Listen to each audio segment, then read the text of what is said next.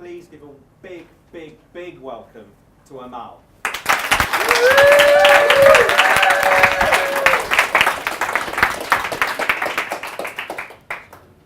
Thank you.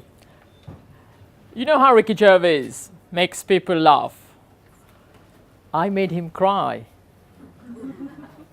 My name is Amal Simothy, as you just heard. So I'll tell you today about how I got comfortable with the most scary thing. And what it is for me, it is public speaking. It was. So I used to be very scared to speak, to come stand up and speak in front of public. But before I tell you about that, I think I should tell you a bit about my, childhood. I designed my life right from childhood to school days, to university days, and also while I was working as a professional in corporate world, to be in the shadow. I never wanted to be in the spotlight, limelight.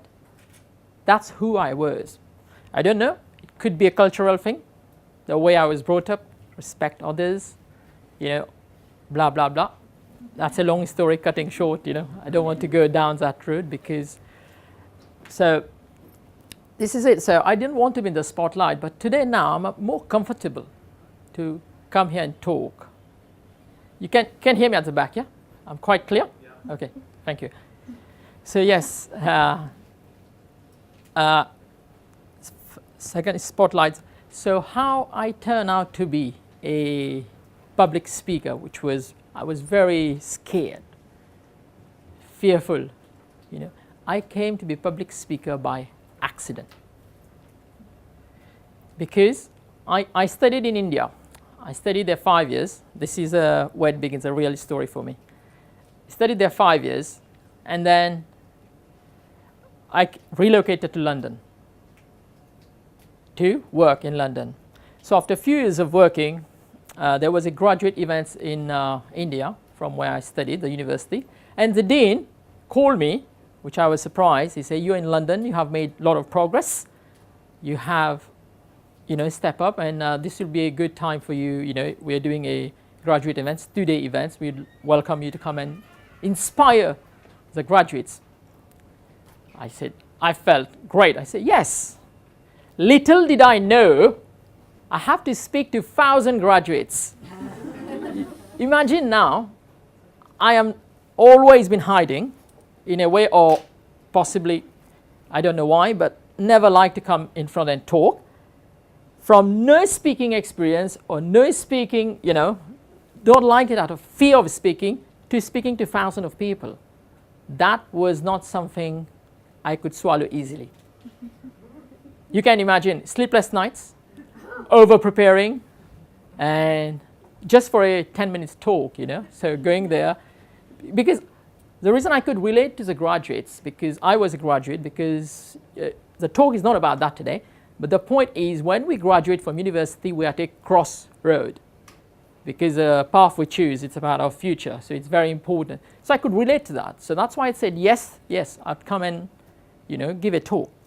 So I prepared, but it did go well.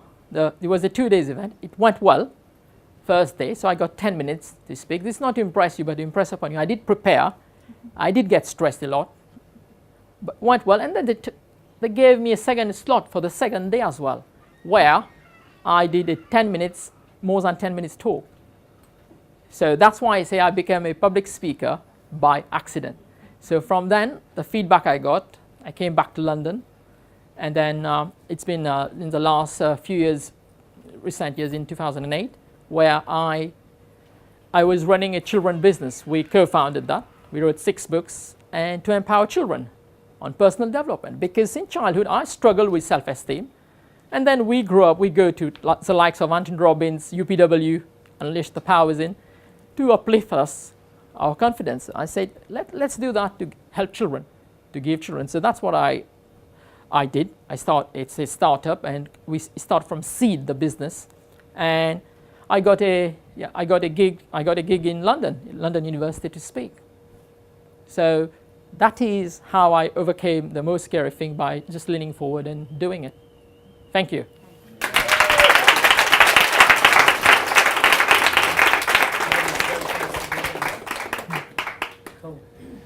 Enjoy that? Yes, I did. Great, wasn't Yeah, it? Yes. Brilliant. Should we get some feedback? Sure. Okay, I'll start. So, how many of you here have done speaker training? Raise your hands, just out of interest. Okay, a few of you. So, I was going a bit crazy because you're getting your past, present, and future the wrong way. Okay. So, someone who's, if you know about technical, if you don't, I'll educate you.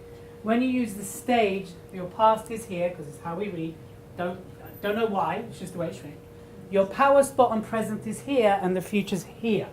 So when you're telling a story in the past, you would start here, and then you'd move through. But all of your past was towards the future. And I was going crazy. I'm like, no, it's that way. And I even found myself going that way with my hand. So just for future reference, Okay. and you haven't done this yet in the No. training, so we'll teach Yes. you this. For anyone out there, when you're telling a story, you're going into the past, you move to this part of the stage. This is your PowerPoint, or your position, or the now, and that's your future. You can point to it as well.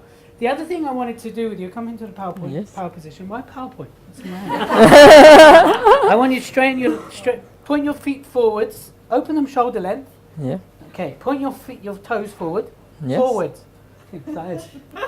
Forwards. He's pointing to There. past. Yes. Right. Open your chest up, Yes. lift your chin, and speak to Gabby over there and do your opening line. You know how Ricky Gervais makes people laugh? I made him cry. Right?